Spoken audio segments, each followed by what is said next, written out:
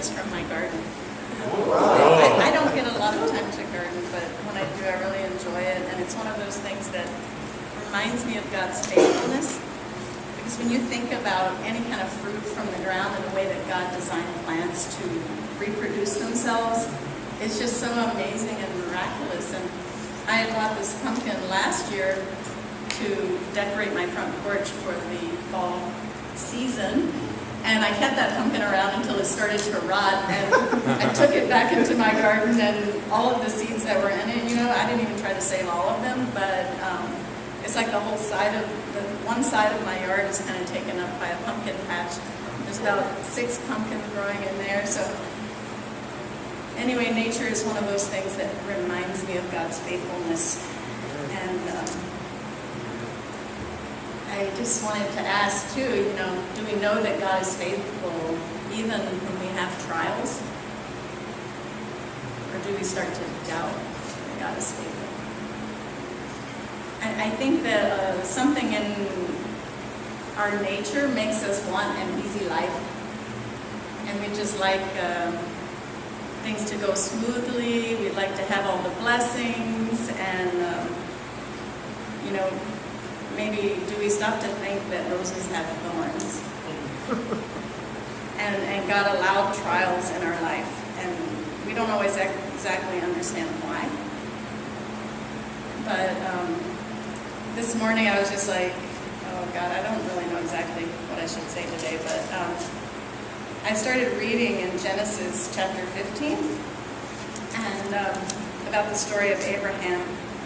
And Abel touched on so many scriptures, thank you Abel, that I was thinking in my mind, and I wasn't going to name them all, but how God is omnipotent, He's above it all. And it encourages me to read these stories in the Old Testament, because we can see how the whole story worked out for Abraham or any of the other people who were faithful.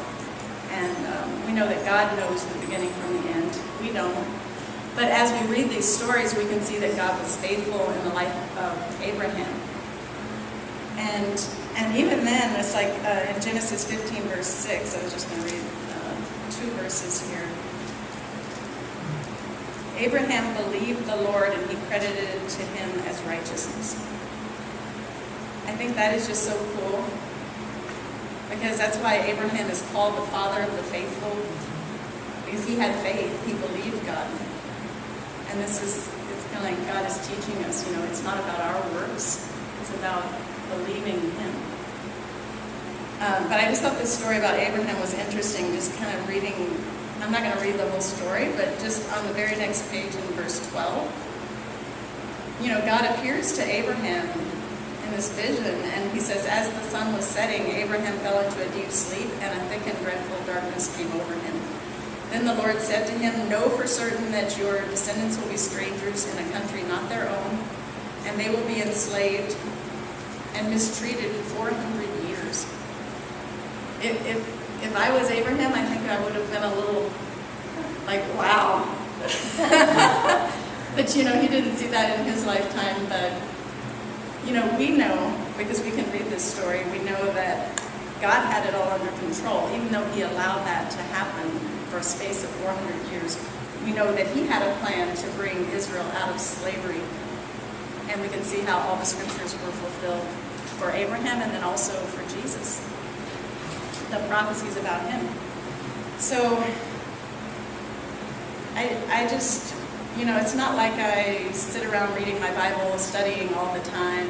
I'm not like this super spiritual person, but it's like as I'm out delivering mail and and I'm out in nature, I'm thinking about God and His ways. And as I observe people also, it's like one of the things about, I'll just bring up the Rose Parade. One of the things about the Rose Parade, the last couple of years I've served on that, I come away with this feeling of just being impressed. The families that we help seat, there's always some that have a member who are handicapped, who have some sort of weakness. And I'm just always impressed and encouraged by the way that family takes care of that weakest member.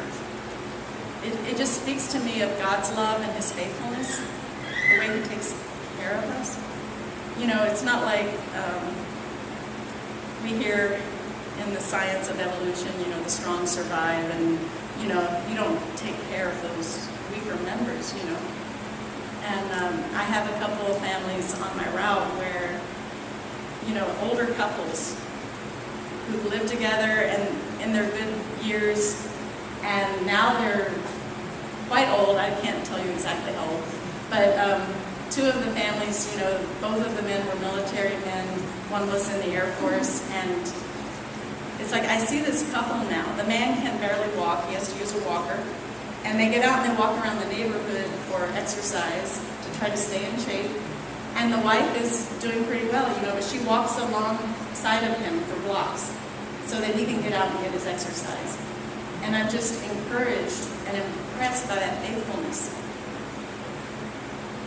And another couple, the man is a retired Marine, and his wife is in a wheelchair. And she cannot do very much for herself at all. He had a big concrete plaque that said U.S. Marine Corps, and it was down next to his sidewalk.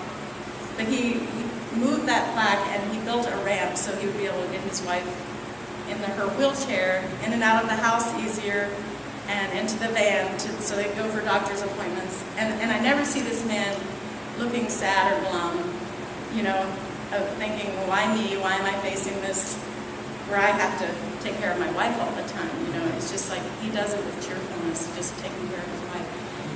And, you know, I don't know whether these people are Christian. I just see God's love evident in the way that they love each other. So this is a message, I guess, that I keep coming back to, because, you know, I've seen my share of trials, and it's like even now we're going through this trial with my daughter Lauren.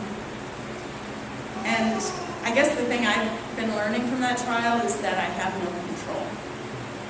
You know, I'm coming to that point where I realize I have to let go and let God. I have to trust God, because I can encourage my daughter and try to encourage her to take her medication and things like this, but she lives in San Diego, and I can't force my way on her.